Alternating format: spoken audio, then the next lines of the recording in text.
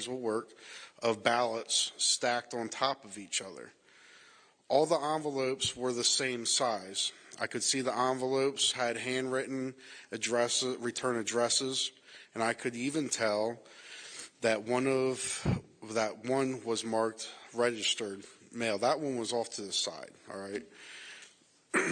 They were complete ballots. I didn't think much of it at the time.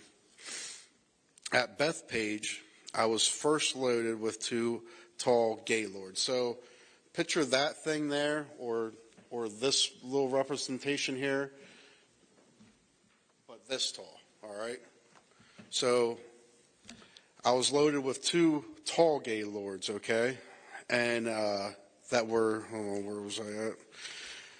That had mixed mail pieces bound for Lancaster. These gaylords were loaded first because they would be the last off my trailer. The remainder of the truck was loaded with complete ballots bounded for Harrisburg. I then drove to Harrisburg with the ballots. Usually I offload in one of the 7 docks every day, but not on October 21st. I wasn't allowed to offload. That's different. Whenever I pull into Harrisburg, I go around and I get my dock and I get unloaded and then I roll out. Not that day, all right? Not that day. Instead, I was made to wait for roughly 6 hours in the yard, from 9:15 a.m. to 3 p.m. This really ticked me off, all right? Because my brother was in town. He just moved back up, and I wanted to spend some time with him.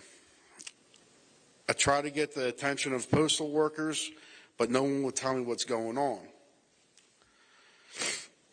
All of this was weird. I arrived at about the same time every day. The expediter scans all my seals and barcodes, and they unload me. But for the first time, but from the time I first arrived in Harrisburg from Bethpage, everything got weird. None of that happened. After waiting 6 hours, I went inside to figure out what's going on. I was told to wait for the transportation supervisor. This was also weird. 16 months I've been doing this. I haven't ever talked to the transportation supervisor for United States Postal Service. I talk to an expediter. I come in, I see an expediter, that's who I deal with. If I have an issue, it's the expediter. I don't deal with anyone else but the expediter. I never talk to the United States Postal Service's transportation supervisor. Let's make that clear. I have my own transportation supervisor for the company that I work for. He's the one that gives me the details. He's the one that I listen to. I don't listen to this guy. He's the guy that would contact my boss if he needed something ran different.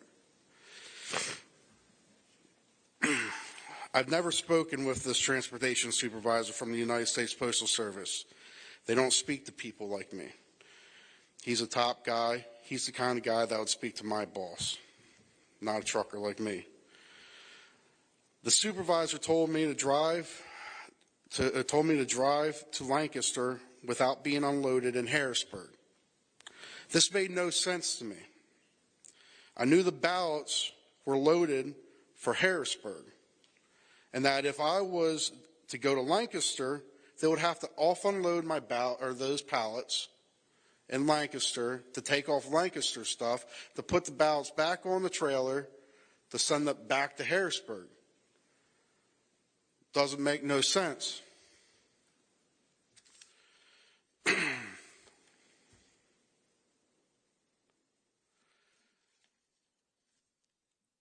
This was a real screw up in my thinking.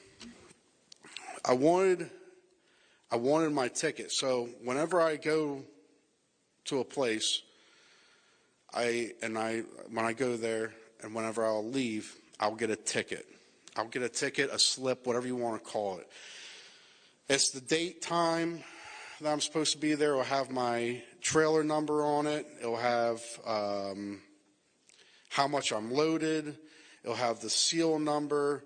It has my name. It'll have who was the expediter. So I wanted my ticket, my slip. I call them tickets. Some people call them slips, okay?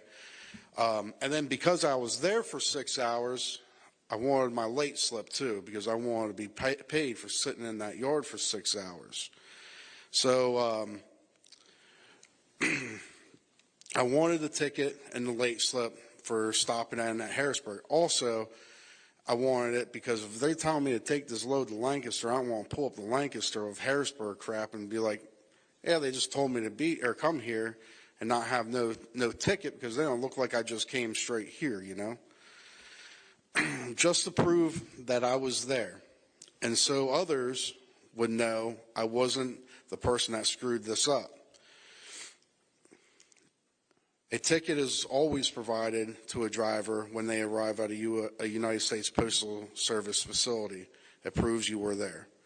The transportation supervisor refused to give me a ticket and told me to leave.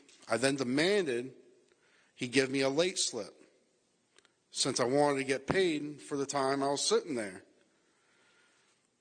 And waiting for them to offload me, he refused to give me that too. He was kind of rude and wouldn't explain anything to me. He just told me to go to Lancaster.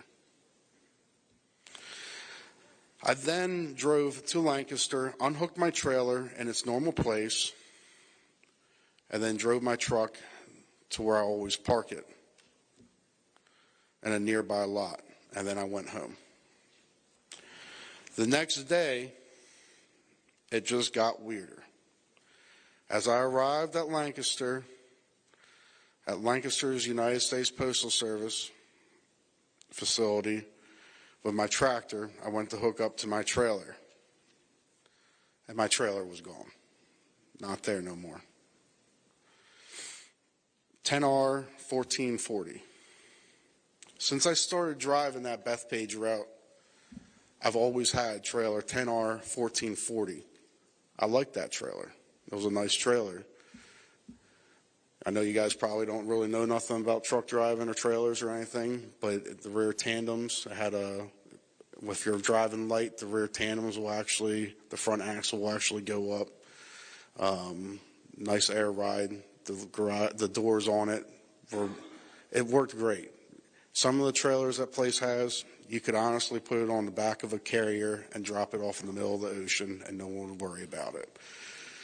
So that trailer I really liked, okay?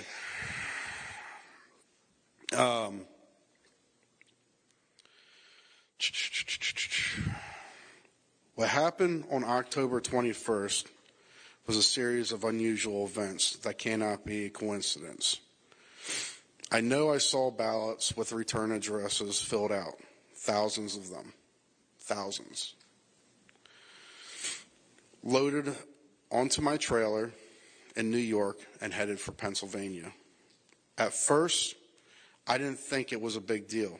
In fact, I thought it was really awesome. I really did. I was like, sweet, I'm doing something for the presidential race, you know, this is cool.